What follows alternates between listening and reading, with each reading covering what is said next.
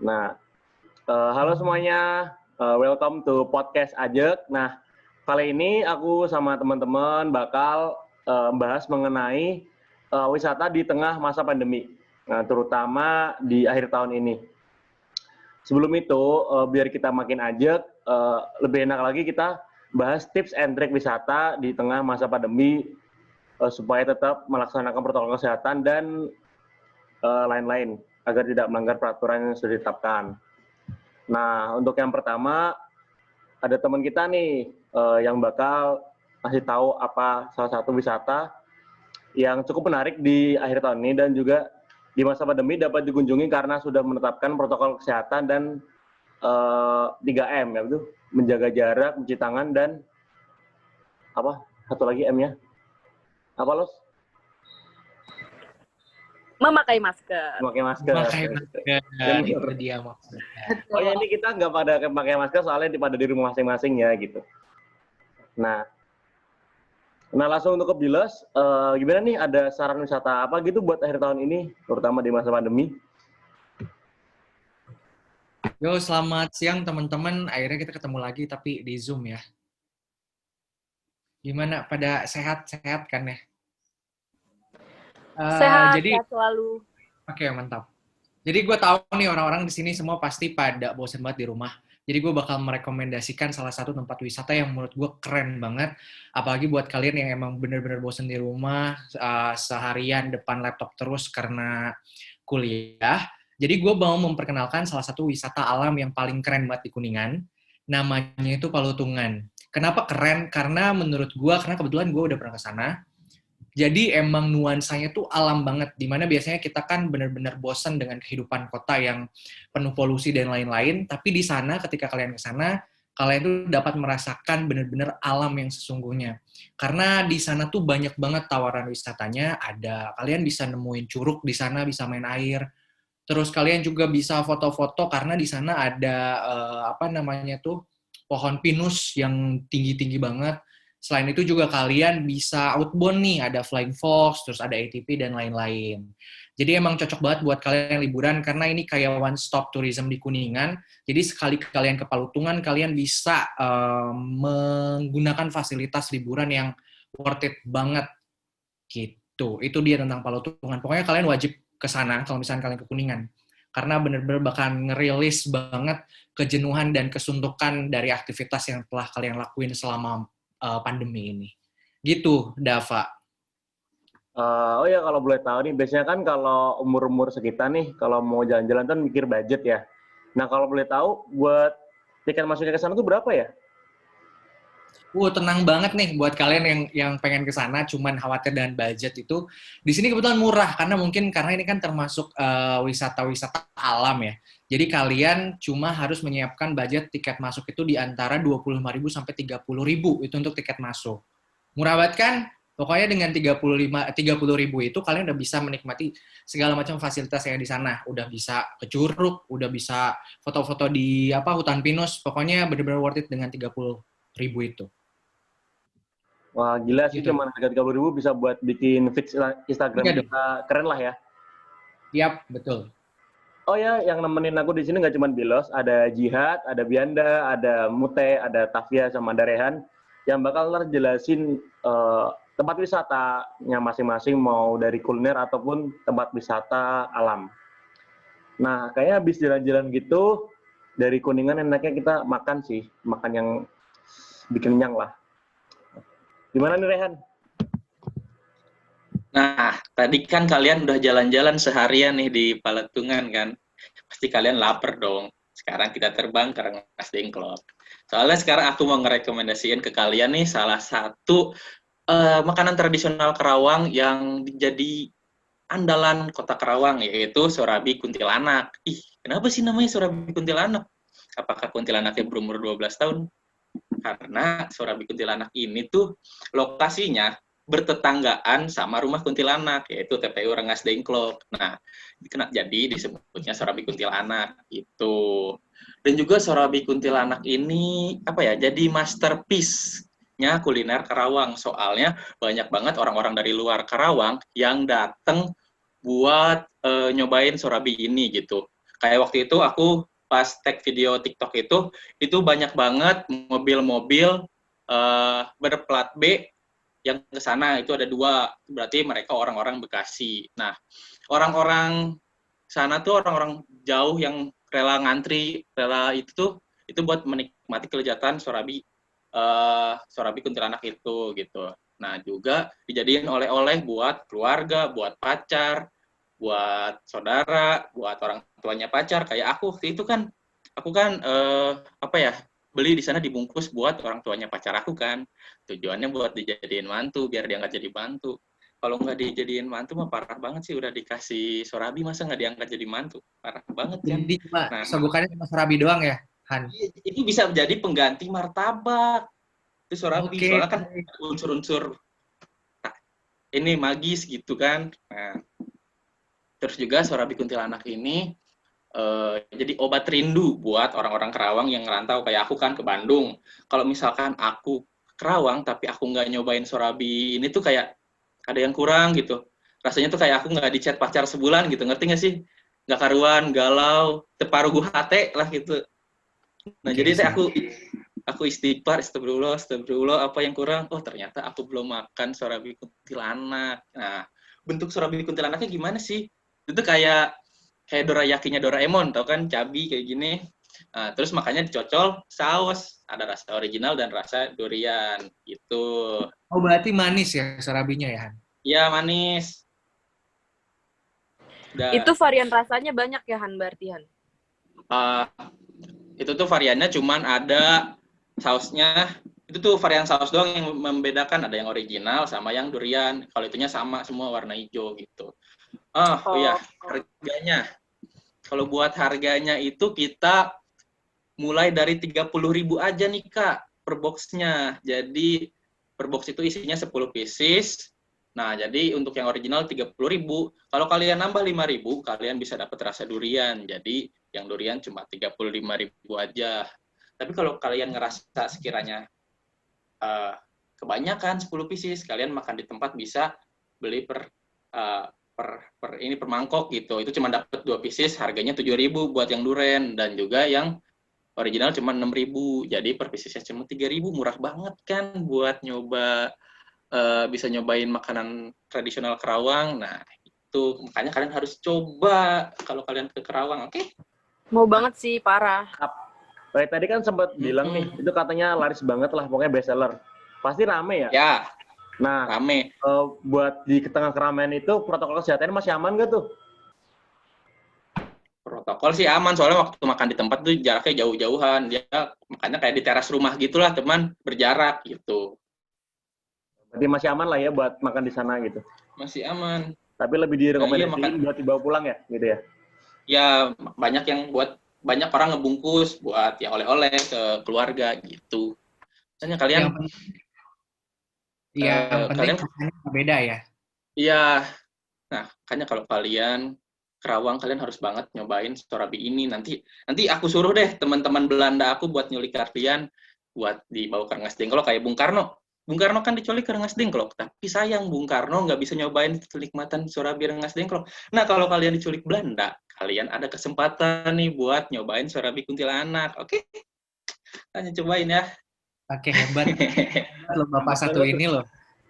Kayaknya menguasai banget. Iya, emang kayaknya aku harus diangkat jadi BA-nya sih.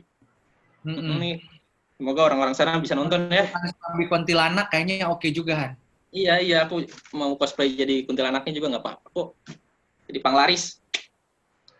Oh ya, teman-teman pasti sering lihat ya di Instagram tuh, di Cina ada jembatan kaca yang gantung gitu. Nah, kalau kalian pengen wisata kayak gitu, nggak usah jauh-jauh ke Cina, lagi corona. Mending di Indo-Indo aja. Ada tuh di Sukabumi, jembatan gantung juga. Nah, biar lebih jelasnya kita tanya aja yang orang Sukabumi langsung nih. Gimana Bianda? Jelasin dong. Iya, jadi di Sukabumi itu ada jembatan gantung. Kalian nggak usah jauh-jauh tadi kata Dava ke Cina. Jadi di sini tuh ada di Sukabumi, jadi ikonnya Sukabumi itu semenjak 2018. Emang belum lama, tapi udah banyak banget peminat yang pengen datang ke sana gitu. Nah, jadi tuh kenapa jadi ikonnya Sukabumi? Karena panjangnya ini tuh dia jadi suspension bridge terpanjang di Asia.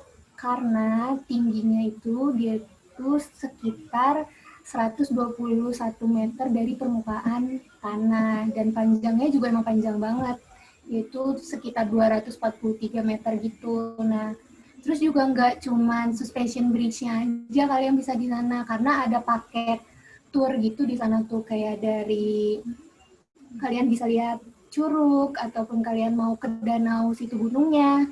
Terus juga ada glamping areanya, kalian juga bisa ke sana cuman kayak sekedar buat nongkrong-nongkrong doang juga bisa, karena di sana juga ada kafe dan maksudnya dengan cara yang jalannya yang gampang itu ke sana, kalian juga bisa sih buat ke sana. Kayak gitu, Dava.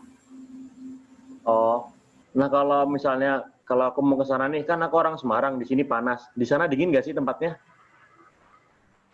Karena di tengah hutan pasti dingin ya. Maksudnya karena di Sukabumi juga emang kotanya dingin, jadi dingin. Cocok banget lah buat ngadem sama pacar, sama keluarga gitu. Gila banget bawa pacar ya ke sini. Sambil ya gandengan tangan lah gitu kan. Oh ya, yang nggak kalah penting, buat harga tiket masuknya nih berapa tuh? Kalau untuk ke suspension bridge ini ada 3 macam harga masuk nih. Jadi tuh ada yang reguler 50.000, ada yang VIP 100.000, sama ada yang VVIP 125.000 kayak gitu. Oh, tadi kan nanti wisatanya udah didukung pemerintah ya berarti ya?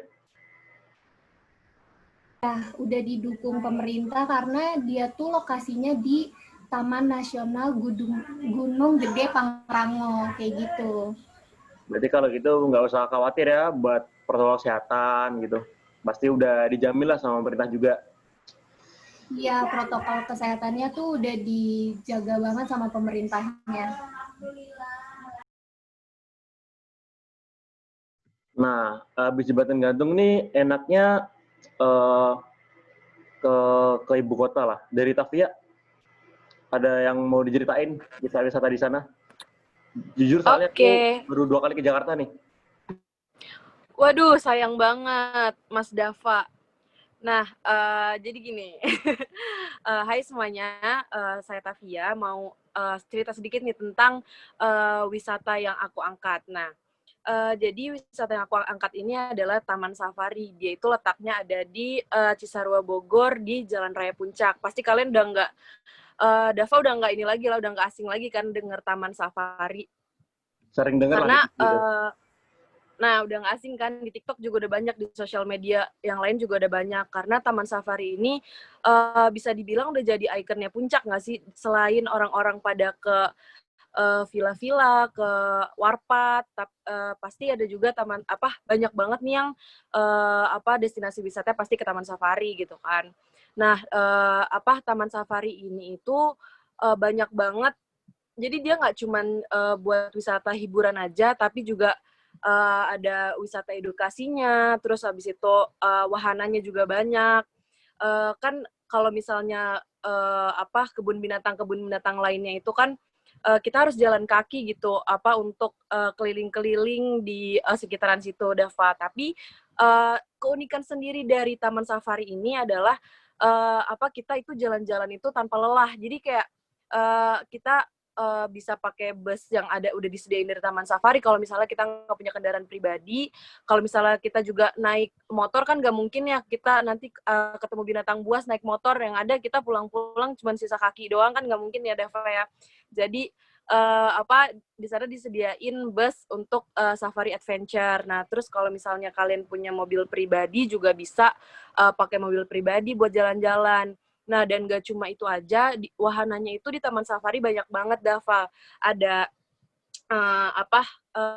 apa sih itu yang lumba-lumba ya, atraksi lumba-lumba, terus ada safari night, dan masih banyak lagi sih tentunya. Terus juga di Taman Safari ini kan pasti dia rata-rata kan untuk yang kesana itu kan anak-anak. Cuman untuk saat ini udah banyak banget yang seumuran kita atau bahkan orang-orang dewasa itu yang destinasinya itu ke sana.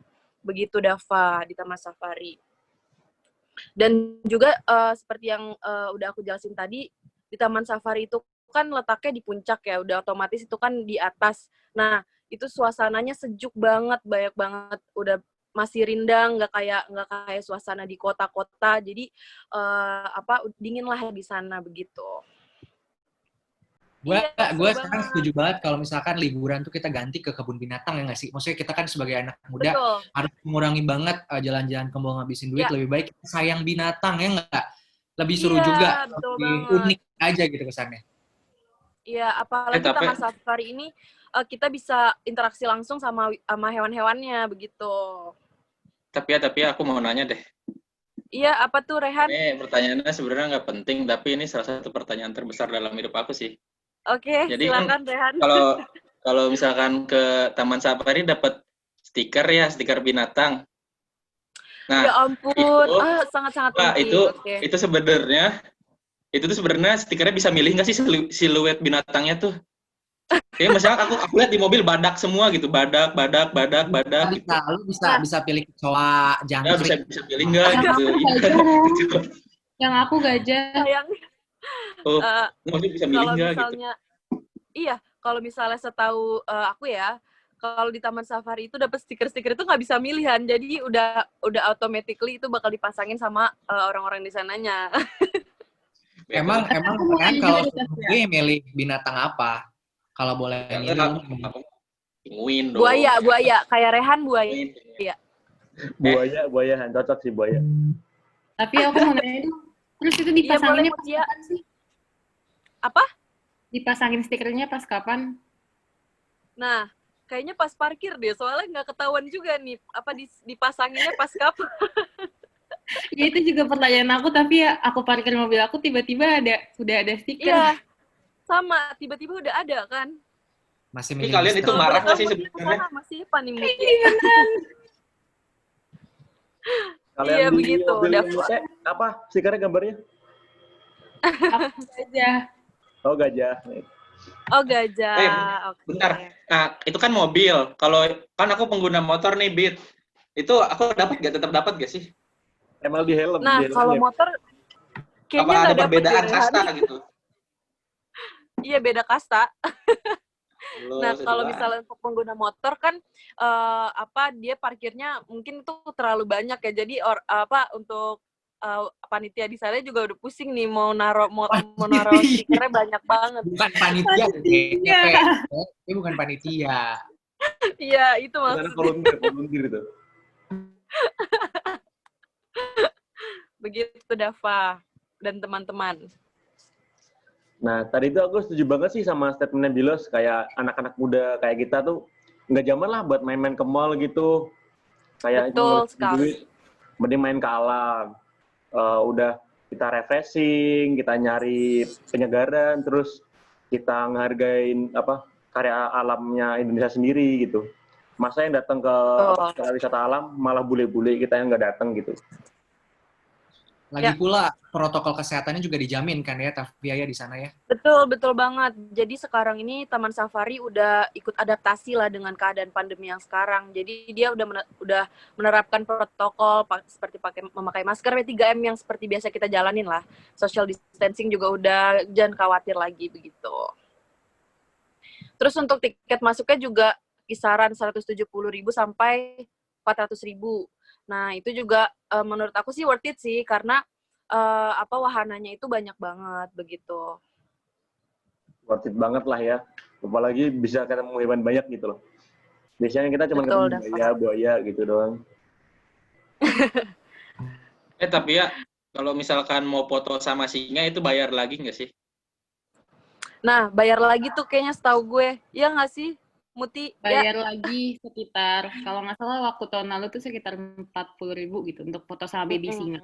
Cuma semenjak corona foto-foto sama baby itu kan ada baby zoo, itu ditiadakan. Oke. Oh iya, ada baby juga ya, baby zoo. Gitu. Mau foto sama macan ternak ada nggak? Nama cantik antar anak dong, macan ternak. Nah, dari tadi kita bahas tentang wisata alam nih. Ini ada salah satu wisata yang aneh, tapi nyata di Indonesia gitu. Pokoknya estetik banget lah, pintas banget gitu loh. Kalau buat di post di IG, di story itu, dijamin pasti banyak yang nge-DM kalian. Di mana tuh tempatnya gitu. Nah, jelasin aja langsung sih, Hat. Di mana tempatnya tuh? Ya, jadi tempat estetiknya ada di Belitung. Namanya Pulau Lengkuas. Sebenarnya yang bikin estetik itu karena kalau misalkan kalian penggemar yang foto-foto vintage gitu kan, kadang pasti kan ke kota tua gitu kan. Cuma kayaknya kalau ke kota tua tuh ya suasananya ya kurang aja untuk mencoba vintage yang baru sekalian kalian pengen liburan gitu. Nah, di Pulau Lengkuas ini yang bikin menariknya adalah ada mercusuar, bangunan dari Belanda. Udah dibangun cukup lama, dari sekitar 1800-an atau 1900 kalau nggak salah. Jadi itu sangat-sangat estetik dan vintage tentunya, terus masih terjaga sampai sekarang. Nah, di Pulau Lengkuas ini juga selain ada foto-foto begitu, karena mercusuarnya ada juga pasir putih dan bebatuan yang memang apa ya, fotoable, instagramable. Ada juga pepohonan yang rindang. Jadi kalau kalian pengen foto-foto dari nggak satu tema aja gitu, itu bisa banget di sana. Terus juga kalau mau kalian misalkan foto-foto cantik pakai minum air kelapa, itu di sana ada yang ngejual juga dan asli dari sana, tidak ada fermentasi dari kimia yang lain, bahan-bahan yang lain. Nah, selain itu apa aja sih dari sekian foto-foto itu? Kalau kalian misalkan suka untuk menjelajah, itu ada wisata snorkeling salah satunya. Nah, kalian bisa snorkeling di sana, melihat beberapa panorama di bawah laut. Salah satunya ada ikan dori. Gak tau bisa nyasar ke sini kenapa, tapi pokoknya ada ikan dori aja di sana. Ikan dori. Jadi kalau kalian ingin mencoba masuk dunianya Nemo, nah bisa ke sana. Snorkeling, ketemu ikan dori. Gitu. Nah, untuk kesananya tiketnya gimana sih gitu? Sebenarnya kalau misalkan kita bahas dari pesawat, tiket ke Belitung itu terbilang cukup terjangkau sebenarnya. Di bawah 1 juta bisa gitu. Pintar-pintar selisih-selisih di Traveloka atau agensi travel yang lain. Nah, kalau misalkan tiket masuknya sendiri, sebenarnya tiket masuk itu nggak ada. Yang ada itu kalian bayar sewa perahunya untuk pulang pergi sekitaran 300.000 sampai 500.000. Makanya disaranin ke sana itu harus rombongan, minimal 10 orang lah biar rame gitu. Nah, di situ dan nggak ke Pulau Lengkuas aja sih, kalau nggak salah dari situ tuh kan bisa hopping island lagi gitu sebelum menuju ke Pulau Lengkuasnya gitu. Untuk snorkelingnya itu biasanya pas perjalanan kalian pulang, karena kalau misalkan kalian pergi itu udah snorkeling kan basah ya, pas nanti nongkrong di Pulau Lengkuasnya itu udah gak enak gitu. Jadi biasanya snorkeling itu pas udah mau pulang gitu sih. Jadi kalau kalian mencari liburan tapi pengen foto-fotonya banyak yang estetik untuk pamer di Instagram di feeds-nya, itu bisa banget ke Pulau Lengkuas. Itu deh. Berarti pantai itu nggak cuma di Bali ya. Biasanya kan orang-orang bilang pantai bagus di Bali gitu. Ternyata di Belitung ada pantai yang bagus dan ada juga. gitu. Belitung itu ya sama kayak Bali sebenarnya, karena kan dia pulau. Pantainya banyak. Gitu. Menarik loh, menarik. Dan pulaunya kan kecil kan, Pulau Lengkuas tuh, jadi kan bisa ekspor semuanya sih gitu. Yang jelas protokol kesehatan tetap terjamin ya, Hat? Terjamin, sudah terjaga di sana. Dan terakhir ke sana pun nggak cuma wisatawan Indonesia sih di sana. Ada wisatawan dari luar juga, mancanegara. Jadi orang-orang pun nggak ingin ke Bali aja, ke Pulau Lengkuas pun mereka mau. Nah, buat yang lagi pada nyari pantai selain di Bali, selain di Lombok, boleh ke Pulau Lengkuas di Belitung gitu. Betul. Nah, kali ini ada salah satu wisata lagi yang di ibu kota. Nah, nih kalau Dava boleh tahu ya, Teh, M Block Space itu sebenarnya apa sih? Wisata apa? Oke, jadi kebetulan gini, ada tempatnya itu berletak di jalan Blok M, namanya Blok M. Nah, itu dari daerah Jakarta Selatan. Jadi awalnya itu M Block Space itu dibuat sama ada salah satu PT di Indonesia, terus salah satunya punyanya almarhum Glenn Fredly. Dia itu berkolaborasi dengan PT Peruri Indonesia. Jadi tempat si M Block berdiri ini dulunya adalah bekas rumah para karyawan PT Peruri yang terbengkalai. Jadi mereka tuh collab. Akhirnya gimana caranya nih kita bisa menciptakan sebuah tempat lahan untuk orang-orang bisa berkarya, tapi nggak cuma untuk para seniman, tapi bisa untuk ke semua kalangan, dari usia, latar belakang, hobi, dan lain-lain. Maka itu dibuat M Block, yaitu sebuah creative space yang memiliki slogan itu a place for all, karena memang benar-benar bisa untuk semua kalangan orang-orang gitu. Selain itu ya guys. Kalau nggak salah tuh di M Block ada Little Tokyo nggak sih? Gitu. Little Tokyo. Yang Jepang-Jepang gitu. Nggak ada sih. Ya? Nggak ada. Kalau di sana tuh tempatnya gimana ya bentuknya?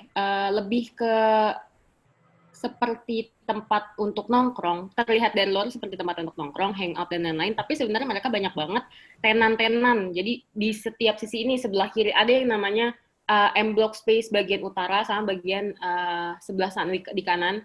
Itu dari sana itu banyak banget tenan. Ada tenan baju, tenan komik-komik film. Pokoknya vintage abis, kalian yang pecinta vintage, terus seni, dan juga mural atau yang namanya music space, kalian kudu banget datang ke M Block. Karena beneran guys, ini tuh tempat untuk semua orang.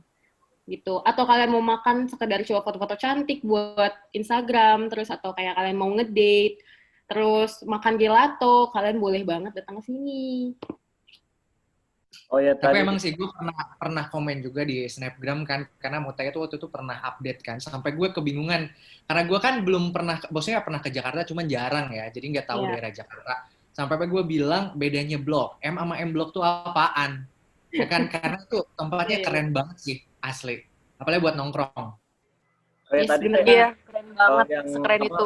Yang Little Tokyo itu salah baca nih tadi, ternyata Little Tokyo itu di Blok M bukan di M Block Space. Iya, beda-beda. Little Tokyo ada di... pada ketukar kan? Iya, bingung tuh. Soalnya gimana? Ada bingung ya. Jadi Blok M itu nama tempatnya guys, tapi nama wilayahnya, nama daerahnya Blok M Jakarta Selatan, tapi nama tempatnya itu namanya M Block Space gitu. Itu kayak creative space. Banget ya, Mute. Iya dong. Jadi ada yang bilang kayak gini nih, lo belum jadi anak Jaksel, lo belum jadi anak hits, belum jadi anak Jakarta kalau belum nongkrong di M Block. Abis itu balik ya, kalian lapar mau makan yang pinggir jalan, bisa ke Golte. Tapi tadi kan protokol kesehatan tapi. Oh iya. Gimana Bilos? Tadi kan lu bilang kan banyak banget spot di sana ya. Satu yang menurut lo paling terbaik deh, apa di sana? Gue suka banget yang namanya ada tempat mural space. Jadi kalau misalnya kalian masuk nih, ini kan kanan kiri ini tenan, kalian masuk ke dalam. Di belakang itu kayak ada tembok putih tapi isinya tuh mural space, dan itu super duper instagramable banget buat kalian yang demen foto. Itu the best banget sih untuk foto di sana. Keren sih gue tempatnya juga sih. Ini sebenarnya apa yang gue cari dari kafe-kafe atau sebuah space untuk nongkrong ya, karena kalau dilihat tempat itu vintage terus artsy, kalau bisa dibilang artsy ya. Banyak graffiti segala macam. Jadi kalau misalkan aku sebagai penggiat industri kreatif, pasti kalau nyari inspirasi pasti bakal dapet sih kalau kesini sih. Betul banget. 1-2 inspirasi pasti dapet sih. Ini tempatnya keren banget sih, sumpah. Ini tuh salah satu destinasi di mana kalian yang namanya anak kota gitu, yang nggak bisa destinasi ke jauh-jauh, apalagi keluar kota, kalian bisa banget datang ke sini kalau kalian lagi mumet. Benar-benar bisa. Oh ya, di sini spesialnya adalah M Block Space ini memang punya konsep tidak menyediakan lahan parkir. Jadi membiarkan para wisatawan atau orang-orang datang ke M Block Space dengan menggunakan angkutan umum. Karena di depannya itu langsung banget stasiun MRT. Pokoknya kalau kalian ke sini, kalian bakal disuguhin tempat-tempat hits anak Jakarta. Kalian bisa datang foto-foto di MRT, abis itu kalian main ke M Block. Kalau misalkan kalian lapar kan bisa ke Gultik. Paket lengkap banget kalau main ke sini. Menarik. Nah kan banyak nih kayak stereotip wisata Jakarta tuh mahal-mahal banget. Nah buat gimana tuh harga tiket masuknya di sana gimana? Nah ini dia, yang satu yang kalian perlu tahu, M-Block itu tidak ada HTM-nya. Jadi semua orang bisa bebas masuk. Jadi kalian kalau misalkan, aduh gue bokeh nih, gue nggak punya uang, segala macam apalah. Kalian cuma bisa lihat-lihat aja, foto-foto aja juga bisa kok. Cuma datang, lihat-lihat foto-foto, terus pulang. Bisa banget. Tanpa ngeluarin uang. Gitu, guys. Oh iya, Oh iya. Mutia. Kemarin, Ya. gimana Mutia? Iya, kemarin sempat ke sana. Itu kayak bener-bener gue pas banget lagi bokeh gitu, Teh. Terus habis itu, tapi setelah dari sana gue merasa terhibur banget karena ada dua live music gitu loh. Yang pertama, musik-musik yang kita kenal, dan satu lagi tuh yang musik-musik klasik gitu, asik banget deh. Betul banget. Dia juga ngadain event-event gitu. Jadi misalkan kalian mau sewa tempat di sana, jadi ada tempat yang namanya mini amphitheatrium kalau nggak salah. Itu tuh tempat di mana kalian bisa sewa tempat itu tuh, entah kalian mau jadiin workshop lah, atau kalian mau nyanyi di sana, atau mau galang dana dan lain-lain, itu bisa banget. Karena memang tempatnya tuh a place for all.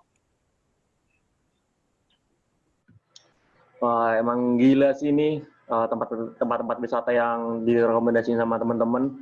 Ada mulai dari wisata di ibu kota lah, di Bogor lah tadi teman safari, ada yang di Kuningan, ada yang di Sukabumi, ada yang di Belitung tuh pantainya keren banget. Ada kuliner yang unik lagi, apa namanya tadi? Kuntilanak ya, Han? Pokoknya bener-bener masuk ke bucket list lah. Kalau misalnya teman-teman yang pada mau wisata di akhir tahun di masa pandemi ini, boleh tuh tadi wisata yang direkomendasiin sama teman-teman. Soalnya udah ada protokol kesehatan yang standar sama pemerintah gitu loh. Nah, dari aku nih ada tips and tricks buat wisata di tengah pandemi. Yang pertama, kalau bisa usahakan dimanapun juga menggunakan kendaraan pribadi. Karena untuk mengurangi kontak fisik dengan orang lain. Terus yang kedua, survei dulu lokasi wisata tersebut. Apakah di sana ada protokol kesehatan, ataukah lagi daerah yang zona merah, zona hitam gitu loh. Terus yang ketiga, kalau misalnya mau naik transportasi umum, kan diwajibkan untuk swab test atau PCR test itu. Nah, kalau bisa swab test atau PCR test itu di tempat yang udah terverifikasi oleh pemerintah gitu. Soalnya sempat kemarin aku waktu mau pulang dari Bandung ke Semarang, ada orang yang rapid test, ternyata itu rapid abal-abal gitu. Cuman bayar 50.000, 20.000 gitu. Yang penting dia dapat suratnya. Jadi kan kalau gitu kan rugi ke orang lain juga, takutnya kalau kita lagi terjangkit nanti nyebar ke orang lain malah nggak kelar-kelar nanti pandemi. Nah gitu sih untuk tips and trick dari aku. Kalau dari teman-teman ada yang mau kasih tips nggak buat wisata di tengah pandemi ini? Aku setuju sih, aku setuju. Maksudnya jangan sampai karena kita saking jenuhnya dengan keadaan terus kita maksain liburan banget nih karena udah capek di rumah terus tanpa memperhatikan protokol. Jadi jangan sampai gitu juga sih. Kita harus tahan ego, kita harus sama-sama memperhatikan protokol supaya kita selamat dan orang lain juga selamat gitu sih. Nah itulah, pokoknya ditahan dulu lah gitu. Jangan memaksakan diri. Pokoknya hari ini Dava berterima kasih banget buat teman-teman di sini, buat Bilos, buat Jihad, buat Rehan, buat Mute, buat Bianda, buat Tafia. Terima kasih buat saran-saran wisatanya ini. Gimana ya, di luar pemikiran banyak orang banget gitu wisatanya. Apalagi yang Belitung tadi. Keren sih itu. Nah, doain aja supaya cepat selesai coronanya, kita liburan lebih tenang lagi nggak virus ini gitu ya. Banget guys. Semoga pandemi cepat kelar dan kita semua bisa jalan-jalan semua lah. Gitu. Betul. Oke, kalau gitu Dava pamit undur diri. Terima kasih buat narasumbernya. Sampai berjumpa di podcast Ajak lainnya. Selamat siang, dadah. Dadah. Bye. Stay tune guys.